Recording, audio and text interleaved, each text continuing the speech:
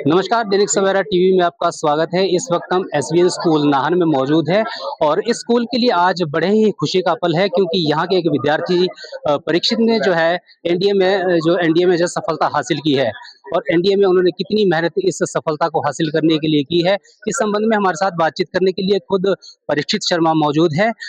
इनसे जानते हैं कि इन्होंने किस तरह से मेहनत इसके लिए की है और ये क्या प्रेरणा जो है आगे जो छोटे बच्चे हैं उनको देने वाले हैं। परीक्षित, सबसे पहले तो आपका स्वागत है दैनिक सवेरा। जय हिंद एवरीवन। मेरा नाम परीक्षित शर्मा है और जैसा कि आपने पूछा कि किस तरह तैयारी करी, तो तैयारी में सबसे बड़ा योगदान हमारे स्कूल का, मेरे माता-पिता का रहा। तैयारी करने के लिए, रिटन एग्ज़ाम के लिए हमारी तैयारी स्कूल से ही हो जाती थी क्योंकि स्कूल में ही हमें ऑब्जेक्टिव टाइप करा देते थे। तो तैयारी उसके बाद जैसे मतलब सर ने एक लाइब्रेरी रखी है बच्चों के लिए, ख़ास करके मतलब बच्चे फ्री में आ जा सकते हैं, तो उसका भी बहुत ज़्यादा हमें फ़ायदा हुआ।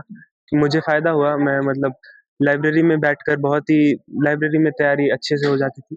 बाकी ऑनलाइन रिसोर्सेज़ से सभी प्रकार की जानकारी वगैरह या फिर पढ़ने के लिए भी लेक्चर वगैरह वहीं से ही मिल जाता है ऑनलाइन जगहों से। और धन्यवाद। एनडीए क्योंकि एक बहुत बड़ा एग्जाम है और इसको पास करना हर किसी के बस की बात भी नहीं है, तो इसके लिए आप कितनी मेहनत करते हैं और आज आपने जो एनडीए की परीक्षा पास की है, आप स्कूल आए, कैसा महसूस हो रहा है? जी, इसे पास करना ऐसा नहीं है कि ये कोई भी पास कर सकता है। इसके लिए बस इंग्लिश की ज़्यादा ज़रूरत है। बाकी जैसे हमारे क्षेत्र में इंग्लिश बोलने वालों की या फिर इंग्लिश बोलने ढंग फ्लुएंसी के साथ बोलने वालों की कमी होती है। तो उन चीज़ों पे अगर आप ध्यान दें, अगर आप अपने ही स्कूल में पार्टिसिपेशन बढ़ाएँ, डिबेट में, डेक्लामेशन में या फिर स्पोर्ट्स में या फिर अन्य किसी भी चीज़ में आप पार्टिसिपेशन बढ़ाएँ, तो उससे भी आपका कॉन्फिडेंस बढ़ता है, आपकी पर्सनैलिटी डेवलप होती है। तो इसी तरह से धीरे-धीरे परिश्रम करते-करते चीज़ों में पार्टिसिपेशन बढ़ाते-बढ़ाते तैयारी शुरू करी थी। और इस समय मैंने अपने दोस्तों के साथ मिलकर जैसे हमारे क्या कहते हैं उसे, लेक्चरेट टाइप होता है, तो उसमें फ्लुएंसी के साथ बोलना आवश्यक होता है इंग्लिश में। तो इसकी तैयारी या फिर कैमरे के सामने बात करके या फिर शीशे के सामने बात करके ऐसे बढ़ाई जा सकती है। और ऐसे ही मैं तैयारी करता था। बाकी मेरे दोस्तों के सामने कुछ भी टॉपिक के बारे में बात करके और हमारे मतलब तो जनरल ये तो टॉपिक की बात रही, हम सिर्फ एजुकेशन पे बात करते हैं कि आप जो मटेरियलिस्टिक जो स्टडी थी आपकी, वो लगभग कितने घंटे आप डेली करते हैं? करीब 6-7 घंटे स्कूल के बाद ये पढ़ाई करनी होती है। लाइब्रेरी में जाकर इतना पढ़ते थे। आप अपने टारगेट के प्रति पहले ही फ़ोकस्ड थे क्योंकि इतना घंटा पढ़ाई करना सबके लिए बस की बात नहीं, इस उम्र में जो है खेलने का मन भी करता है, जैसे आपके दोस्त कोई खेलते होंगे, तो आपको लगता नहीं था कि मैं भी खेलूँ? जी, जी। खेलने के बाद भी इतना टाइम तो बच ही जाता है। अगर आप फ़ोन से दूर रहे, मतलब फ़ोन में सोशल मीडिया ऐप से दूर रहे, तो इतना समय बच ही जाता है कि आप खेलें और ये भी करें, क्योंकि खेलना भी ज़रूरी है अपने शारीरिक स्वास्थ्य के लिए खेलना भी बहुत ज़रूरी है।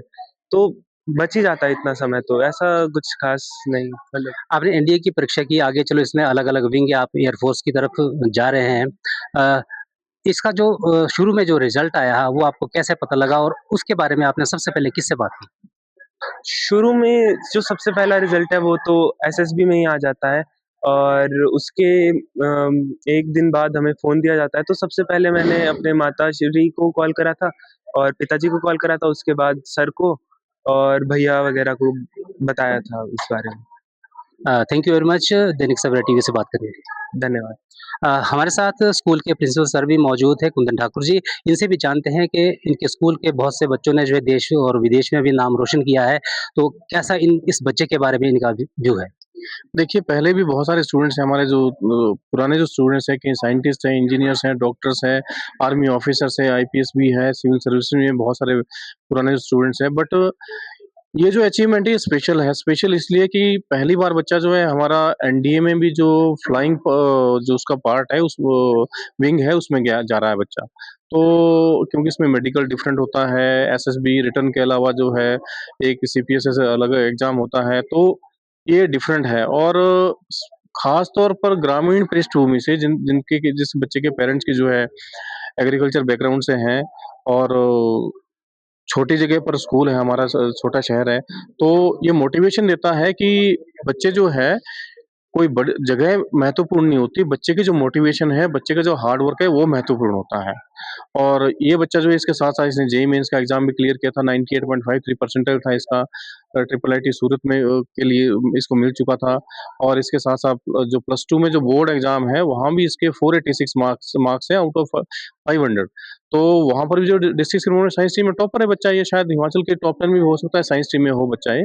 तो ये बच्चे ने हर तरह का प्रेशर हैंडल किया है, चाहे एनडीए की प्रिपरेशन है, उसका डिफरेंट पैटर्न होता है, जेईई मेंस के लिए पैटर्न डिफरेंट होता है, उधर से बोर्ड के लिए जो सब्जेक्टिव वाला पार्ट होता है, डिफरेंट होता है। तो 3-3 जगह के लिए जो है, और वो भी बिना किसी ड्रॉप के अगर बच्चा कर रहा है, तो वो उस बच्चे की जो कैपेबिलिटीज़ है, वो बिल्कुल डिफरेंट है।